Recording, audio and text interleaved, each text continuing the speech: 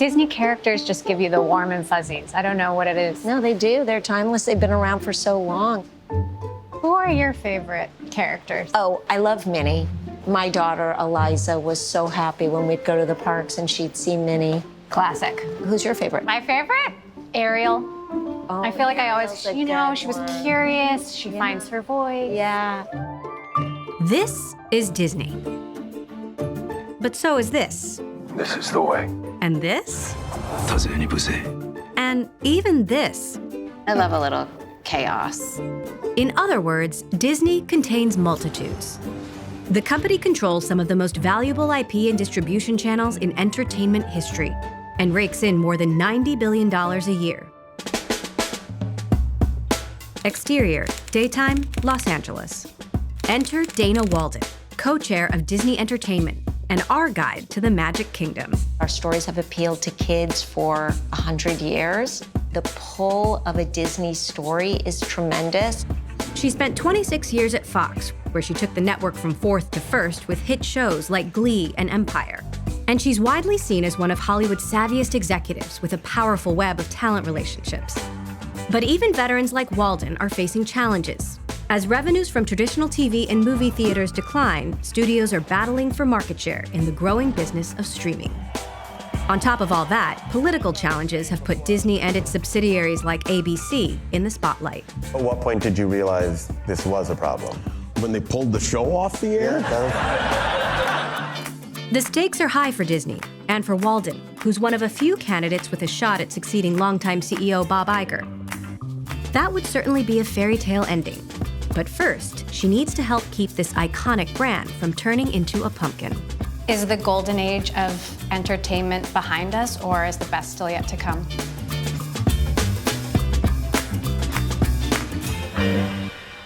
You grew up in LA. I did. What drew you to Hollywood? Well, it's actually funny. I grew up about 4 miles from here. My mom was in musical theater. She was a performer, and we watched a lot of TV together as a family. And then I remember when I was 12, my parents switched out the TV in the living room and got a new one. And I somehow convinced my mother to let me put the old one in my room. I didn't come out for about 5 years. You landed a PR job at 20th Century Fox. I did. 1992. Notwithstanding that I came in on the PR side, I really had a passion for storytelling and creativity. I oversaw different businesses, but my heart was really always with our television studios. Chris Carter on The X-Files, Jim Brooks on The Simpsons. They really taught me how to understand storytelling and production, and it led to a 26-year career at Fox. So Netflix kicks off the streaming boom. It takes Disney 6 years to get into streaming, launches Disney Plus in 2019, buys Fox to try to catch up. That's when you enter the scene. Did you feel like you were starting from behind? I didn't really. At the time, I thought, what an amazing opportunity to join a company which is the gold standard in storytelling. Bob was so interested in acquiring those Fox assets because we had many, many seasons of the types of shows that built the foundation of Netflix subscriber base. And Disney Plus launched with, I think, 10 million subscribers in the first 24 hours. What makes you think consumers are going to pay for this on top of everything else they're already paying for? Disney, Pixar, Marvel, Star Wars, National Geographic. So we did not feel by any stretch that we were behind. Walden joined Disney as co-chair of the entertainment division, focusing on TV shows, while Alan Bergman oversees feature films. But entertainment is only one piece of the Disney empire. There's also experiences, parks and cruises, and sports, ESPN. And all of Disney's pieces work together. Popular IP from entertainment gets translated into experiences and products, forming the Disney flywheel, a uniquely powerful system for generating revenue across the company. So you oversee now one of the largest creative portfolios in the world, between Hulu and Disney Plus and FX and ABC. How do you see all these pieces fitting together inside the Disney universe? We have such a vast array of stories. And when we think about our distribution ecosystem, we think about it as an integrated television business or an integrated entertainment business, which leads to the question of our linear channels. You know, live is really a specialty of linear and of broadcast television. And Dancing with the Stars is up something incredible, like 60%. And I think that's a combination of we're simulcasting it across our streaming services and ABC. Younger subscribers are watching it on Disney Plus. We're serving fans wherever they want to watch our shows. Overseeing such a broad array of shows requires a certain skill at managing talent, hence the montage of famous faces. Walden has helped bring some of the biggest stars on Earth into the Disneyverse. Enter megastar. Hi. How are you? Nice to see you. Bringing the Kardashians to Hulu was an early coup for Walden's Disney tenure. Their refreshed reality series, The Kardashians, premiered on Hulu in 2020 and quickly became one of the streamer's biggest hits. Obviously, you had a long and super successful run at NBC Universal. What does being inside Disney make possible that wasn't before? You get one free crazy VIP Disney experience for every cast member for free a year. That's pretty amazing. But it's just a great place to be. It's super supportive.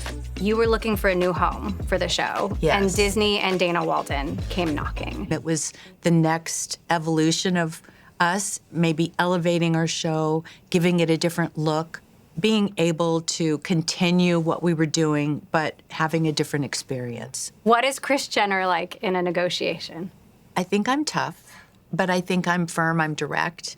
I think I know what we want by now. Sometimes I get a giggle when an offer comes in and I'm able to, you know, double what just came in at us and, you know, kind of say, see, I still might have it, you know, Mom still might have it. Kim Kardashian is also making her move into scripted series, starring in Hulu's All's Fair, a new legal drama from prolific showrunner Ryan Murphy. We'll make you full partner and a multi-millionaire within 2 years. The show hasn't exactly been a critical darling, but it had a global press tour and premiered to decent ratings. Ryan Murphy came up with this concept, we were brainstorming of a show to do, and he knew about my law school journey and thought that it would be the best idea to come up with like an all-female cast of family law attorneys. I know Ryan wanted to make sure that I felt comfortable, but a little outside of my normal self. So he really worked hard to write a character that he knew that I could play. I've just been that personality type where I want to figure it out. I really do enjoy growing and learning. When I stop is like when life will get a little boring. I love a little chaos. Murphy previously worked with Walden at Fox, then landed a big deal making shows for Netflix, before Walden brought him into the Disney fold. You and Dana Walden go back to the Nip Tuck days. Mm-hmm. What's your relationship like with her? In the case of like All's Fair, she read every script. She gave me a lot of notes, which you know I love. I love a note. Well, I really don't. But she did give me a lot of input. You know, I did like 7 different cuts of that pilot for her. Because her thing with talent is don't give up. It can always be better. What's your approach to talent, especially when you have to say no? Well, saying no is very hard. You know, these are people who I not only respect, but I care about. In a lot of cases, a fast no is the second best thing to a yes, because it enables great partners to move on and find the thing that is going to be explosive and can be a big hit. Speaking of hits and misses, cue the pensive music, because Disney's financials have had some of both lately. Revenue from movies and linear TV has been down. And while Disney's streaming business turned a profit for the first time in 2024, it's still well behind Netflix. Some of the critics would say that Disney Entertainment is in a tough spot. How do you see it?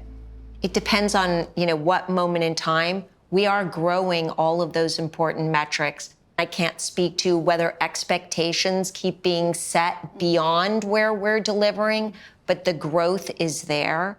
The competition is fierce between Netflix and Apple and Amazon and YouTube. Netflix is arguably the one to chase. How are you different from Netflix? Well, it's very clear Netflix has done an extraordinary job, and they really have developed into a utility, right? They, in many situations, that is the place you go when you don't know what you want to watch, but you're going to watch TV. Would you say there's a difference in terms of quality versus quantity as well? Oh, no question. No question. We've never been in the quantity. We're not trying to create a fire hose of content. We're trying to curate. That said, Netflix shares are up 80 times. Since the start of the streaming boom, Disney shares have about doubled, and Netflix's market cap is about twice the size of Disney now. What's your message to investors? Both services can coexist, and I think we keep making quarterly gains, both in terms of revenue, NOI, in terms of subscribers and engagement. Virtually impossible to start from scratch, and it's also really difficult to do it without that IP. Hard cut to interior, hospital. Well, a hospital set, anyway. While traditional TV networks have struggled lately, they're also home to some enduring hits, like ABC's Grey's Anatomy. So tell me your symptoms. The long-running drama is now in its 22nd season. Here's a Grey's elevator, very famous. Elevators are very famous on Grey's. A lot of stuff happens in the elevator. A lot of stuff happens on the elevator. I mean, if I went down, would I want you to be the one here? No, you wouldn't. No. But I know a lot of doctors. Okay. I know who to call. I don't know where the bodies are. We're looking for the bodies. Look. Oh my God. Well, I am sufficiently horrified. I have to tell you that Grey's night was the best night when I started watching Grey's. Mm-hmm. It's still Thursday. It's still Thursday. I think we've been at every time slot. What's your take on this moment in time in Hollywood? There's so much content out there, whether it's television shows or TikTok or whatever it is. So it's a lot harder to grab an audience, to hold an audience. And I think that's part of the success of Grey's, is that we did have such a head start and we had such a built-in audience that we've been able to sustain even through all the noise and all the content out there. Disney TV is also leaning into more global stories, like FX's Shogun, in hopes of pulling in more international audiences. The show was FX's biggest hit ever. Hiroyuki Sanada starred and produced, helping the show stay true to Japanese culture. What's your best samurai move? More than fight, I like to draw the sword because this is a very spiritual moment than just fight. Yeah. Did it feel like a risk? Yes, of course. Our Shogun had a 70% Japanese dialogue. 死なずに済む策を宣言せよ. That's risky, and Disney was a brave company. Do you think Shogun's success might change how studios and streamers approach risk? I hope so. Streaming service changed the audience as well. They want to watch real story, drama, authenticity. Shogun has turned out to be a huge success, and you're trying to lean into more global and localized content. What does that mean? What markets are on the table? What's off the table? Disney Plus is currently in over 150 countries. We are not producing local originals in all of them. We are picking key countries in each of the regions and developing original content there. Squid Game and The Crown are major hits. Like, Netflix does seem to be way ahead in this area. Can you catch up? Well, I think you can. I think you just named 2 shows. We had a massive hit in Korea with a show called Moving. 나에게는 비밀이 있다. That signed up, millions of subscribers. So absolutely, the value of a hit continues to be very meaningful. You do have 3 separate apps between Hulu and Disney Plus and ESPN. Is a Disney Super app coming? Yeah, you know what? We're on the path to delivering that experience all in one place and making sure that Disney Plus is a place where the environment feels like it is personalized and specific to you. And that is the direction we're moving, because we think ultimately it's easier, it reduces the friction. So this is where the magic happens. Yeah. Welcome to TV animation, where they do such great work, working on so many shows. It's really where the magic starts for our youngest fans. You've spent your life on studio lots. Does it ever get old? Never. You're passing a stage where some iconic film was shot, and it's just delightful. You're reminded of an industry that is just served for many, many years to just entertain people. I grew up on Disney, so much Disney. My kids often go to YouTube first. How do you change that? Well, are they going to YouTube and engaging with Disney content? Because I will say we have sometimes a number of channels up on YouTube. We want to be where our fans are, and that means third-party platforms like TikTok, Instagram, obviously YouTube. Things like Bluey, things like Coco Melon, that's not Disney IP. Does that matter? No, I think parents enjoy it, kids love it, but the attributes of a Disney story, beloved characters. What? It wasn't me. The music, it fits in with our IP. Every story doesn't have to be based specifically on our IP. But all of these stories and characters could take on a different meaning as technology brings new challenges and opportunities to the entertainment business. I've been wanting to talk about AI. Obviously, this is like the next big disruption. This is a company that has prided itself on storytelling for 100 years. And now a computer is getting scary good at doing a lot of things. In terms of our premium stories and how we think about AI, either bending the cost curve or helping us to be faster, more efficient, we are approaching all of that together with the actors, the writers, directors who are our partners and have very strong feelings about what is a uniquely human story and how to protect the contributors in that process. Bob talked about being excited about the potential for AI-generated content on Disney+, user-generated videos that people could also watch. Is it still Disney magic if it's AI created? Disney magic is storytelling. It doesn't have to be any one form. So I think it is the fundamentals of a story are Disney. The technology has evolved rapidly throughout the history of the company. Technology isn't the only pressure weighing on Disney and its channels like ABC. In September, late-night host Jimmy Kimmel came under fire from the Trump administration over remarks about Charlie Kirk's assassination. Walden and Bob Iger decided to suspend Kimmel, then, a few days later, to reinstate him. Anyway, as I was saying before I was interrupted. The episode raised concerns about the industry's ability to stand up for free speech, and many of Hollywood's biggest names spoke out against Kimmel's suspension. Let's talk about Kimmel. What happened?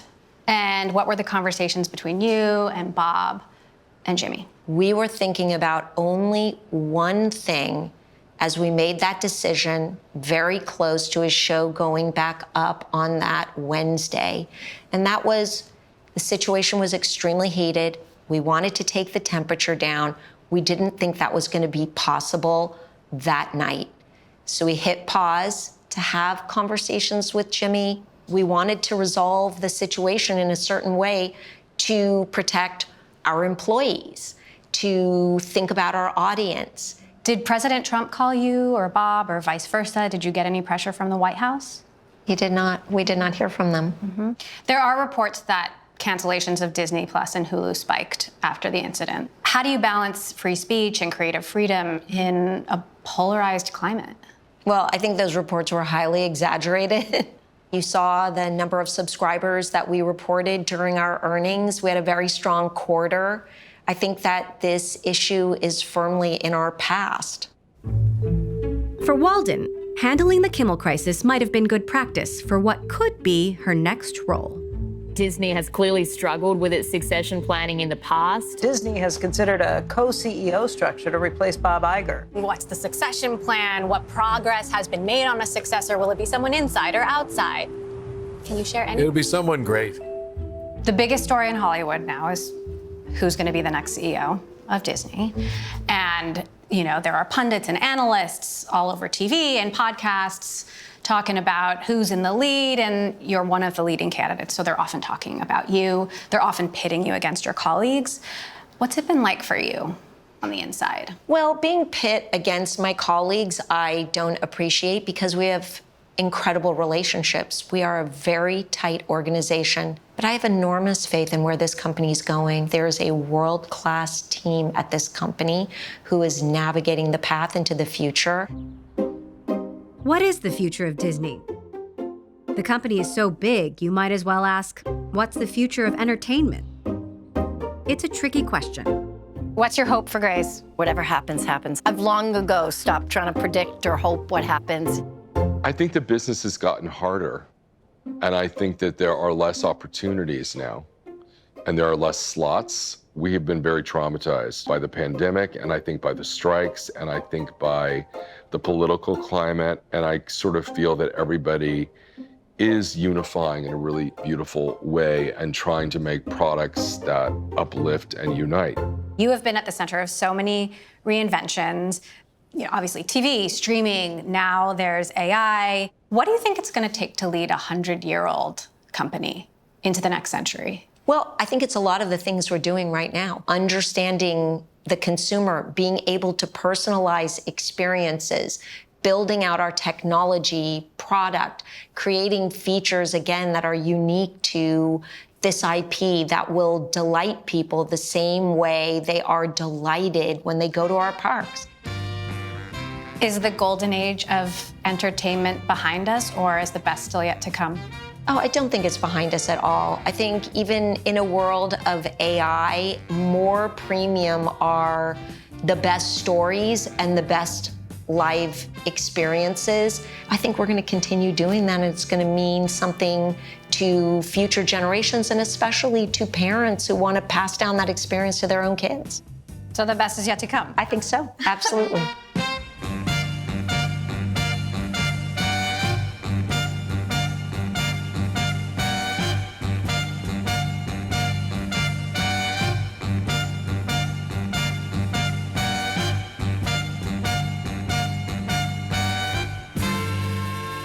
And close. Yes. And end. And fade.